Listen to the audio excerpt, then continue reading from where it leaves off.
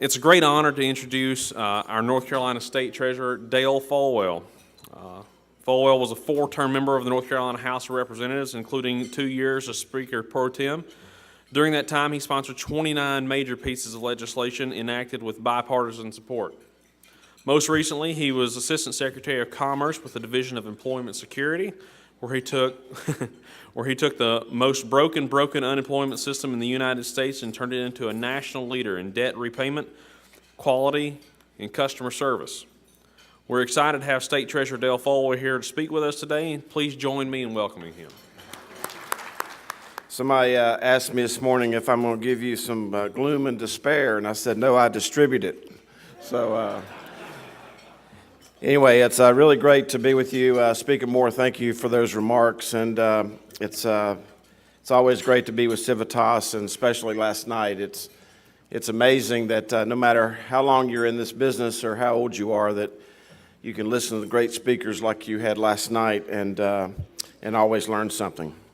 Some of you have heard me say in the past that and mention that my wife Cynthia, she's a docent at Old Salem, and if you've never been to Old Salem, you probably should. It's a 250-year-old original Moravian community in Winston-Salem, North Carolina.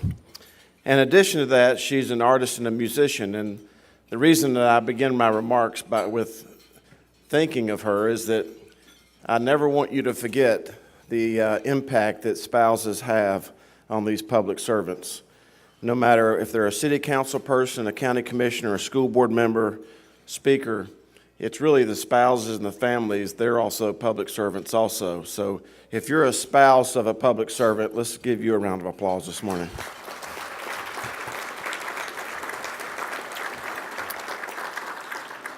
So yesterday when Cynthia was at Old Salem, she had about 600 kids that she demonstrated things to.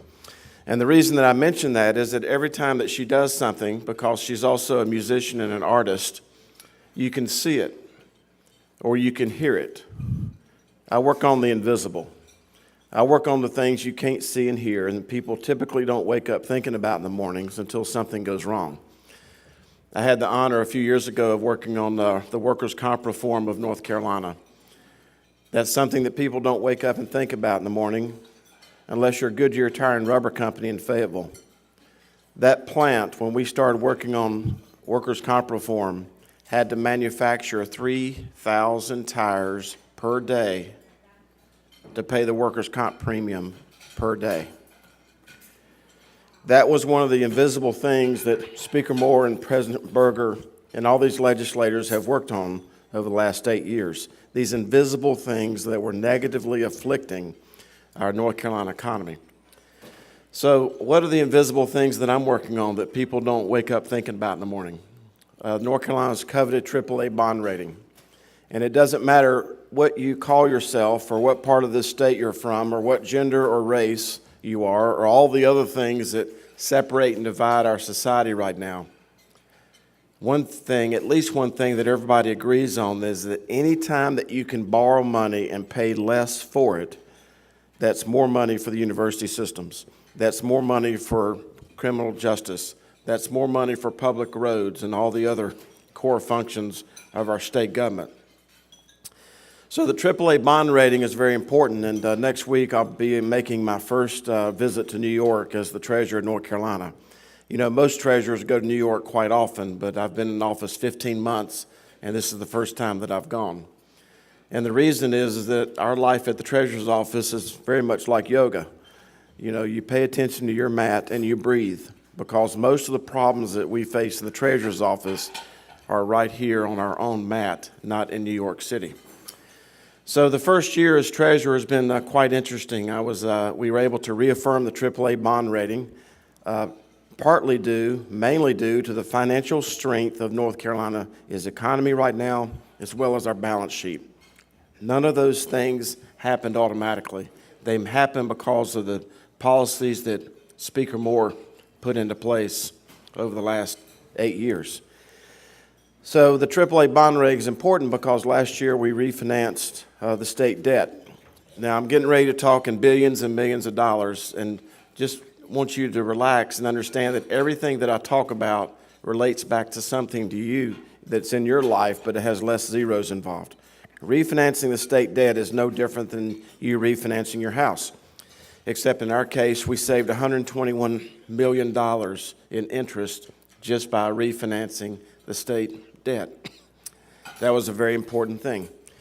The second thing we did is we started working on the state pension plan. Now, the state pension plan is the 26th largest pool of public money in the entire world. But say, are you serious? Can you say that? Yeah, I am serious. So what does that mean, and why should you care? The reason you should care is almost 1 out of 10 adult North Carolinians gets a check from the North Carolina Treasurer every 30 days. As a matter of fact, every 30 days I'm spending nearly $750 million, not for police cars, not for classrooms, not for dormitories, almost $750 million every 30 days for pension, health care, and pharmaceutical benefits for retired and active state and local employees. So this pension plan is very important because behind a person's faith and their family and their health, for almost 1 out of 10 adult North Carolinians, this state health plan and pension plan are the two most important things in their life. So when I got to be sworn in as treasurer, these are some things that I found.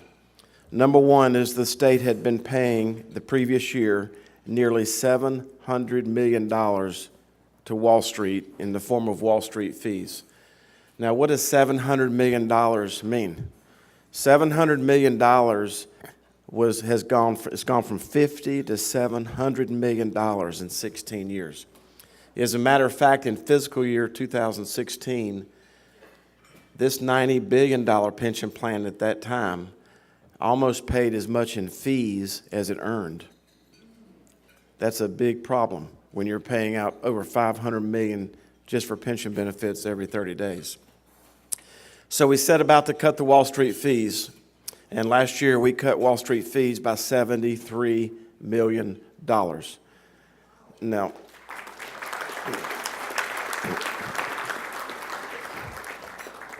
and every time you save a fee, you don't save it just that year, it's recurring. So we're looking at a 4-year run rate of almost $280 million just in Wall Street fee savings, and we haven't even gotten started. Let me tell you some of the things that you find out when you're trying to cut Wall Street fees. Somebody asked me one time, what's your life like? And I said, well, I probably just try to disappoint people every day at a pace I think they can tolerate. So, see, you said I couldn't make them smile, Tim. I did. So what does that mean? What that means is when you poke at big pharma, when you poke at big healthcare, and when you poke at big Wall Street every day, all day, it pokes back.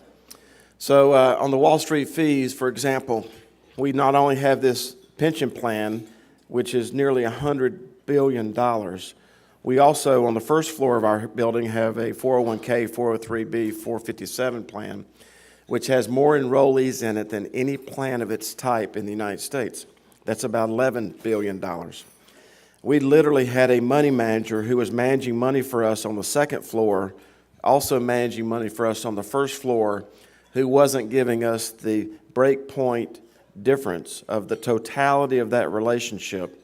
And they cut their fees $2.4 million right off the bat when we figured out we weren't getting the discounts that we deserved. Now, these are the things that Ron Joyce and other business owners in this room have to do every day. But these are some of the things that we've uncovered at the Treasurer's Office. The second thing on the pension plan is that the year before I was sworn in as treasurer, the previous treasurer had committed $6.8 billion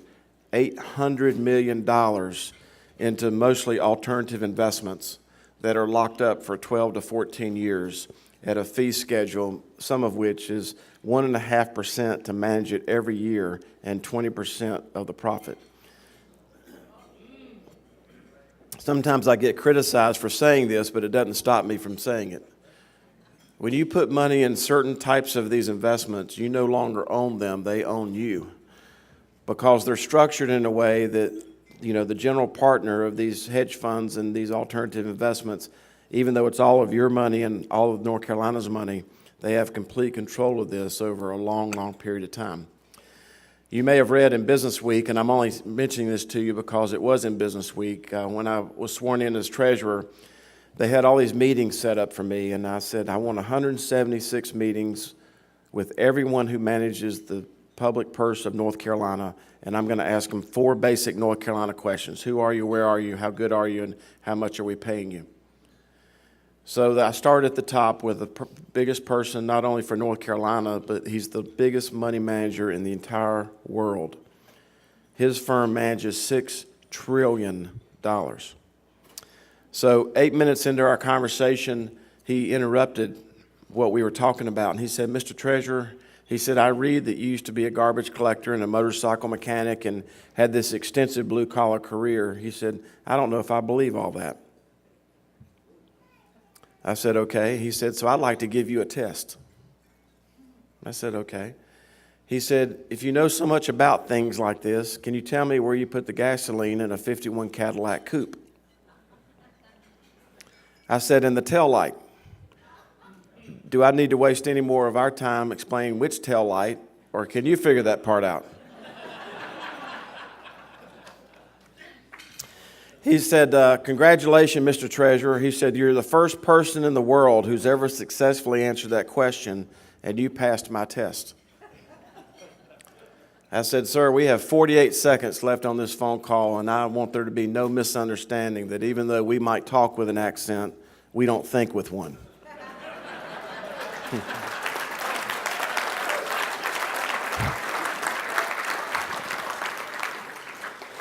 And I want you to know from this point forward, as long as I'm the treasurer of North Carolina, this phone call and every subsequent phone call is not for us to pass your test, but for you to pass ours.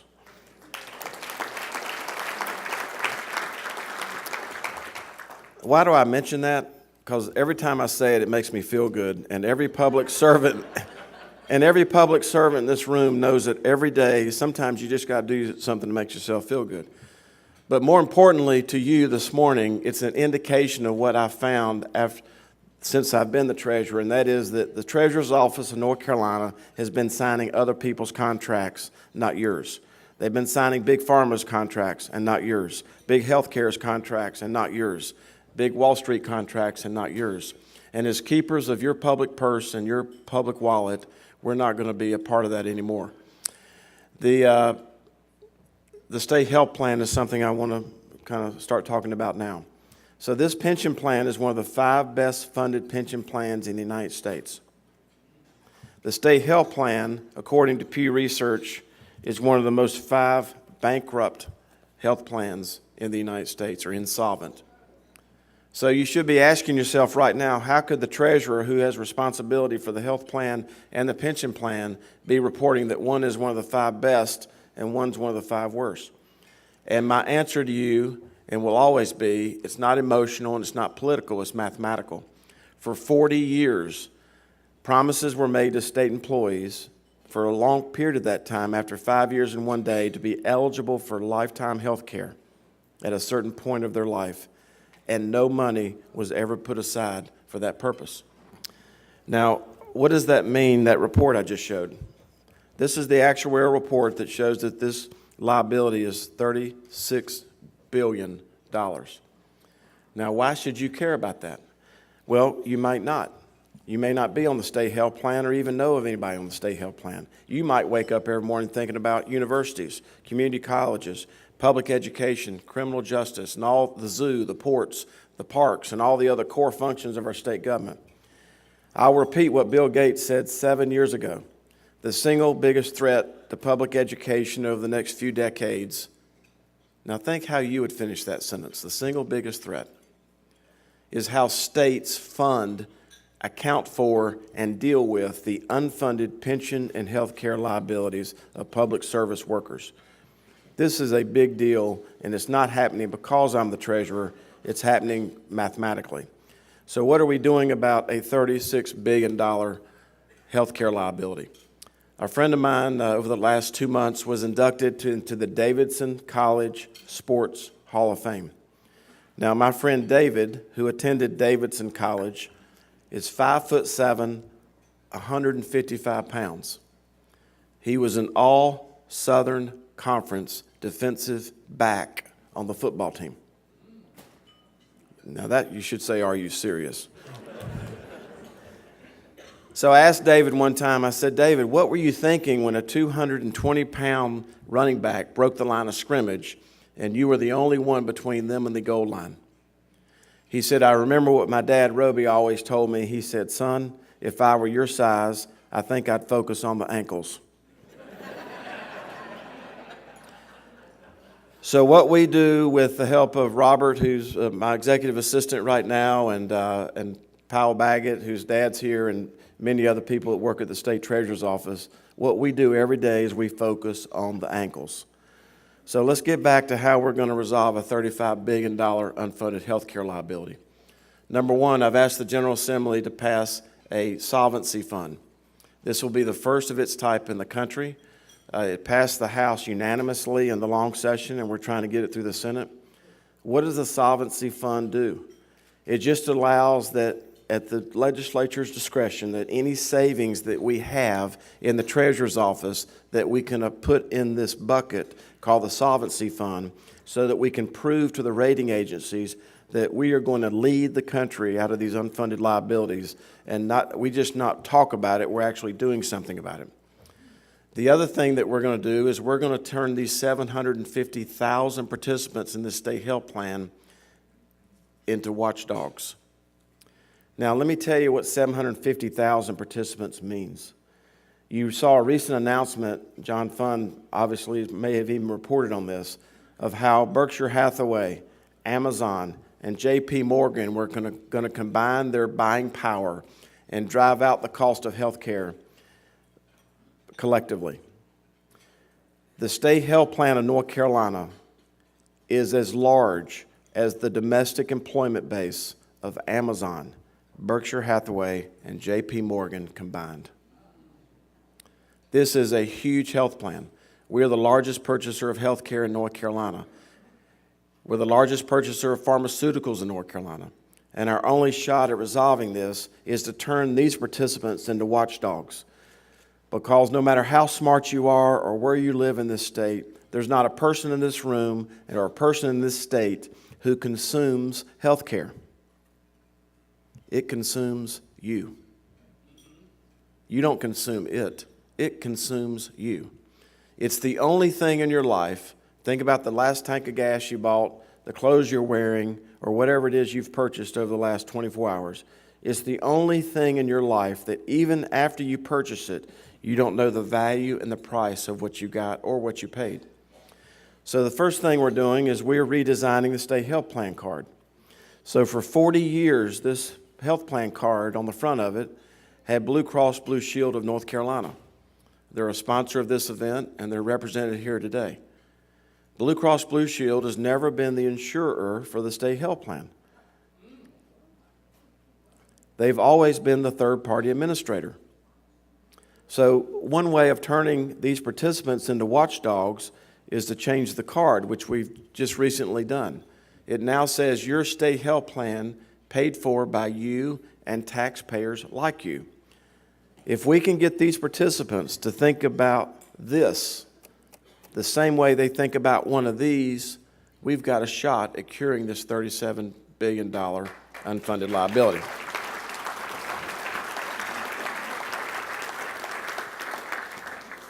The other thing we're doing is we're redesigning the explanation of benefits. Sorry, I'm just a little out of... Well, it doesn't mean anything for me to hold up an explanation of benefit because it doesn't explain the benefit of anything. That was a good comeback for not finding a piece of paper, wasn't it? An explanation of benefit. In this stack of papers here, I actually have an EOB where one of our participants was charged a $165 facility fee for $11.63 flu shot. When you go to the hospital or go to the doctor, you have to electronically sign something that shows that you could be balance billed for facility fees. The example that I have in this stack here is that People slip stuff under my door all the time, and they take their name off of it. The one they just got from UNC Healthcare said that your facility fee, oh, John Hood has it, thank you. Thank you, Vanna. You're a great Vanna. Anyway, it said that you could be balance billed for a facility fee between $68 and $1,098. These are the kinds of things you're signing electronically, and you don't know what you're signing as far as health care is concerned. So the second thing we're doing is we're changing this so that next month we're going to be coming out with our new explanation of benefit. And the explanation of benefit is going to explain the benefit of what you got, because we want people to look at the explanation of benefit as diligently as I know some of you, because I know some of you pretty well, look at this bill when it comes in the mail. We want people to be able to question what it is they got and what they're paying for health care in this state. That's how we think that we're going to lead ourselves out of this situation. As far as the state health plan concern or the pension plan, it's important for you to know that at the Treasurer's office, we're not here to hurt anybody. But we are on some unsustainable courses right now, as well as other states. The South Carolina pension plan this morning, 55% funded. One of the Kentucky retirement plans this morning is 25% funded. You know what's happening in Illinois, and you know what is happening in Connecticut and Puerto Rico. This is really occurring. Unfortunately, as I said earlier, according to Pew Research, our unfunded health care liability is right behind Illinois, the same Illinois that you've been hearing about. So my point of telling you all this is that we're focusing on the ankles. We're trying to figure out what's right, we're trying to get it right, and we're trying to keep it right. There was a headline yesterday in the newspaper, in the News and Observer, about the Treasurer eliminated 601 people from the state health plan. So this state health plan, as I mentioned a moment ago, has nearly 750,000 participants in it. Last year, we had 164,000 life-changing events in the state health plan. Marriages, divorces, births, deaths, people retiring, people getting hired. I mean, this is a big, complex system. We had almost a 25% participant inventory turn in 1 year. So the first thing you do, especially if you're a conservative, and let me remind you that the root word of conservative is to conserve. The root word of liberal is to liberate. What's really happened in our country is conservatives haven't conserved and liberals haven't liberated. So what we try to do at the State Treasurer's Office is understand that we're on an unsustainable course.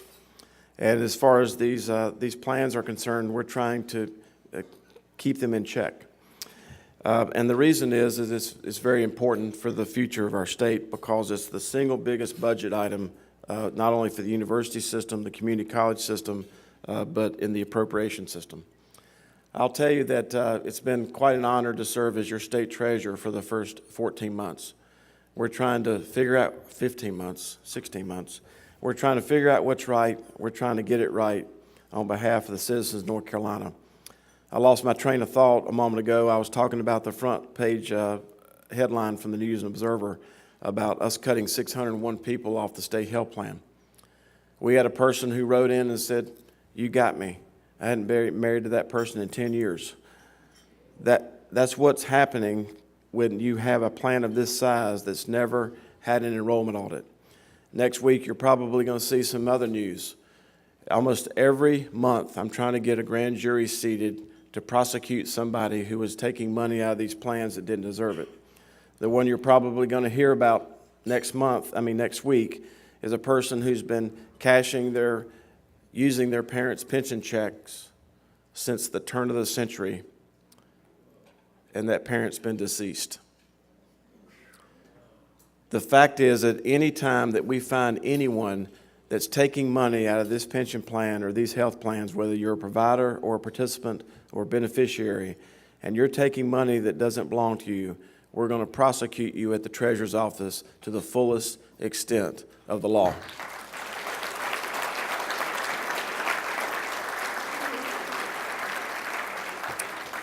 If you go back and read that article, I was also so gratified because Senate came out, and as they do, and they said, you know, when we support the treasurer, we just don't support him to go after and cut costs with Big Pharma, Wall Street, and pharmaceuticals and healthcare. We support him to make sure that there's no participant who's getting money out of these plans that don't deserve it. So it's quite an honor to be with you today and to give you this report. I can tell you, as I mentioned earlier, we're trying to figure out what's right, we're trying to get it right, and we're trying to keep it right. And as Speaker Moore so eloquently said, every time that we make a decision at the Treasurer's office, every time, we think about the hardworking state employee or the local employee who, while we're sitting here right now, are using their back and their hands and their feet and their hearts and their minds to educate our kids, to protect us from criminals, to pave our roads, and all the other important core functions of our communities. Every time that we spend one penny out of the Treasurer's office, that's who I think about. The other folks that we think about are the people, many of whom are in this room, who helped us get to these positions. Because there's a lot of people who aren't in this room right now. The people who worked every day during campaigns, who sealed envelopes, who hand-addressed letters, who put out yard signs on rainy, cold mornings in November. You know, those people are not invisible to us either. So I appreciate the opportunity to share with you this morning. I don't know where my time is, but if there is time, I'll be glad to take a couple of questions. Thank you very much, and God bless you.